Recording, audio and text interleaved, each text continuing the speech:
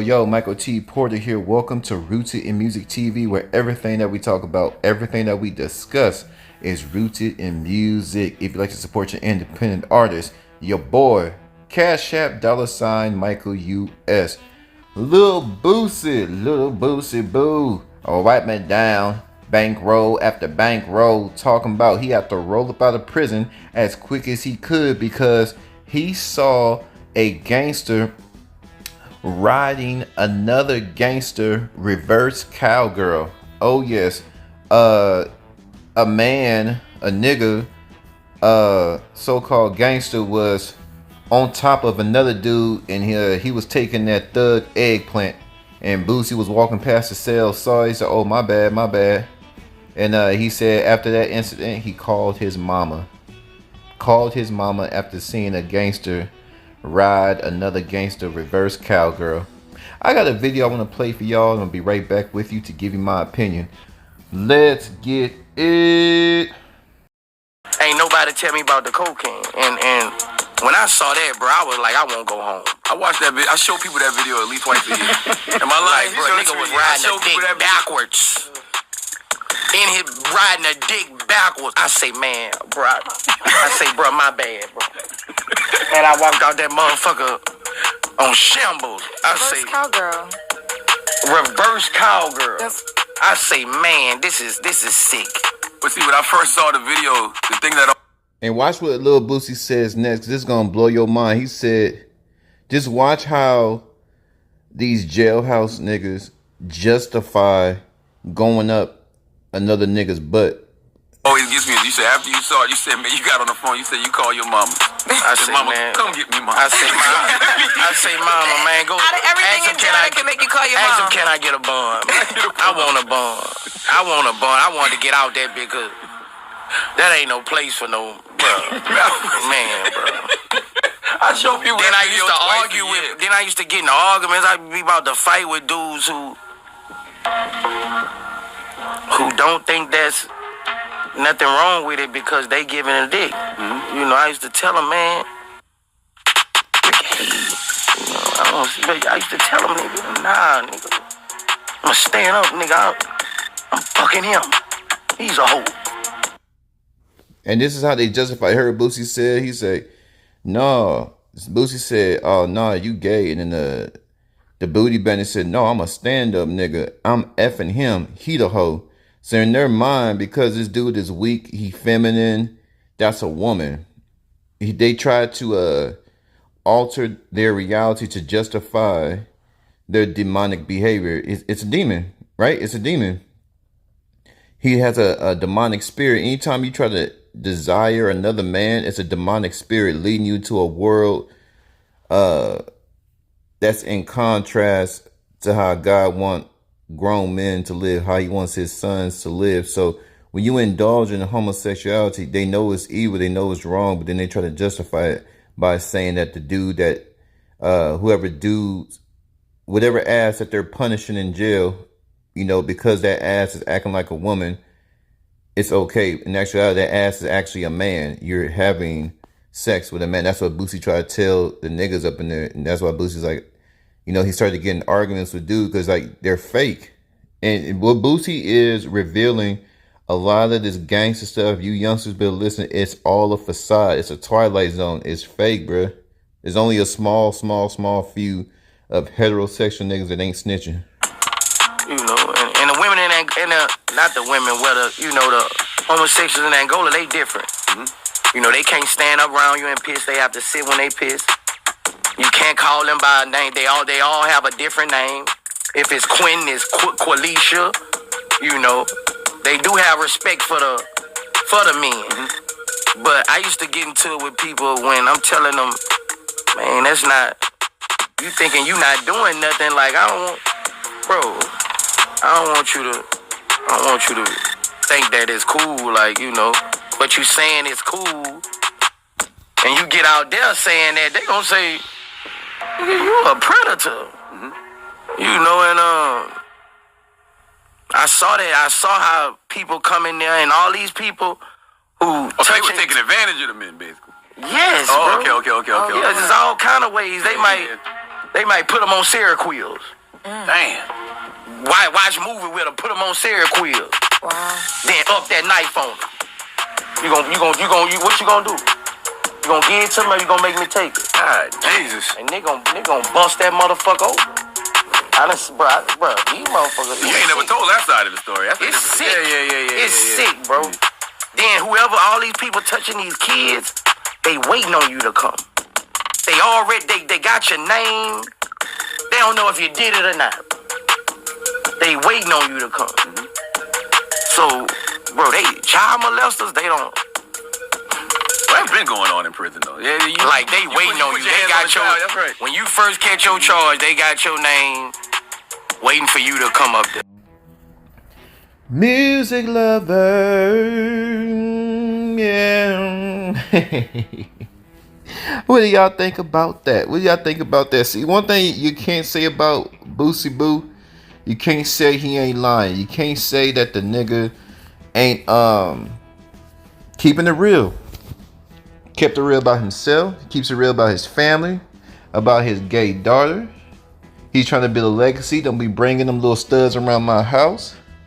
He said, what did he say his daughter was? He said his daughter was contaminating. He said his own daughter, his lesbian daughter, was contamination, and he didn't want her lifestyle to contaminate the others. like being gay, you got germs. But Boosie Boo, the hood hero, and this message should get out because he was talking about they're predators.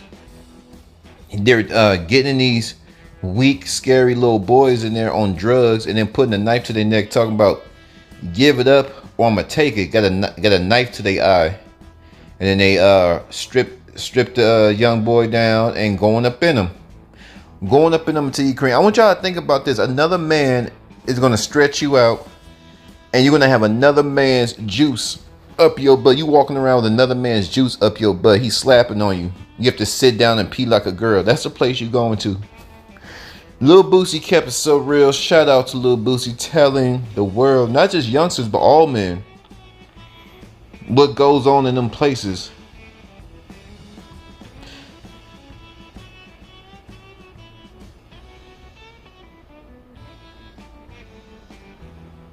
I'm taking a quick pause because I'm trying to see what happened to this niggas being gangsters is do your dirt, do your crime, do your time, get back home to your woman, and you just take care of business. What's all this extra stuff, bruh? What's all this extra stuff? And music-wise, music. I think music has died out because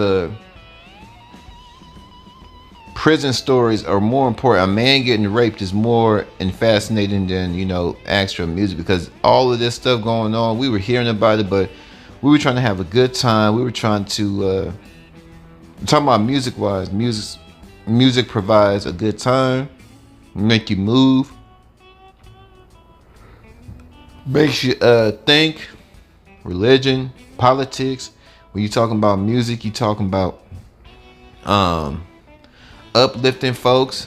When it pierces your soul through your ears, it does something to the mind. It does something to the heart. That's how I remember music, and I'll always look at music that way. And it's just like, it's all individual. At the end of the day, it's all about how you apply yourself. It's all about how you approach things. It's how you see things. So I'm always continue to do music that way and have fun with it, like I said, and be legendary with it. Make the best hits I possibly can and encourage others. And if I see a tune, if I really like your music, I'm gonna play your song over and over and over and over and over again. But I think we as a society, because it became so filthy, there's more, because I ain't gonna lie, there's many demons walking around in this earth. That's why these type of I use these type of stories. A lot of people look at these stories and the people think it's funny, especially with black folks. The black man has become I call it the nunky. It's a hybrid between a nigga and a monkey. Like if a monkey and a nigga were ever to have a baby, it would be them niggas in prison, right? Listen to what I'm saying. The way we treat each other, I don't know what's going on in the black community, but it's just like we're more fascinated with filth, and this is why these type of stories. In other words, there's a slamming song playing out right now, and the song is good. But let's get back to black men doing horrific things to each other. Let's go back to these inmates going up each other's butt. You know, because there's a lot of demonic people that's into that. See, I look at this for educational purpose, and I'm glad Boosie said that, like I said, to discourage people from committing crimes. He's a gangster, and he didn't want to be there. One of the illest gangsters out of Baton Rouge to ever do it, right? And he said he couldn't take it no more. Not because he a weenie, not because he couldn't fight or willing to fight, not because he is not willing to kill. The environment that you're in, from the CEOs and all this stuff. So, like I said, educational purposes, but music wise, man, there's a lot of demonic people that walk around here, and they're more fascinated with filth and witchcraft and all this crazy stuff. Like, yeah, we all know there's a demonic force out there. That's why we make good music to combat that, right? That's why you make love songs, to keep people's mind off the filth, to keep people's mind off the darkness, right? Music, good music, always good to the soul. Good music. I think when society stopped being so disgusting and getting their head right, because as a black man, I'm so sick and tired of the world using us to make money off our pain. When a nigga go to jail, that's money for the city, that's money for the state. There's money for the warden. That's money for the correctional officers. When they gotta buy stuff in that prison, that's even more money on top of the money they're already getting. When a black man gets murdered, that's money for the forensics, for the cops. That's money for the lawyers if they can afford a lawyer. That's money for the funeral home. The funeral home director. There's money for the mortician. There's money for the doctors and the nurses. There's money for the EMS, the paramedics. There's money for the grave diggers. There's money for the people who make the headstones. It's big money. Death is big money.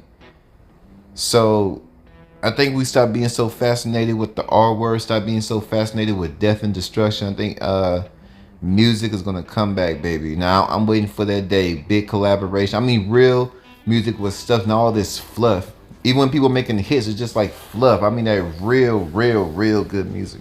But y'all flood my comments. What do y'all think about Lil Boosie Badass talking about what he saw reverse cowgirl? He saw a dude riding another dude reverse cowgirl. Ooh, I would never go. Hopefully, you know, nigga get out of line. I gotta handle my business. Hopefully the judge spared me. Look, Judge, I'm a good nigga, but that nigga was running his mouth. 250 capital G, rooted in music TV. I'm gone.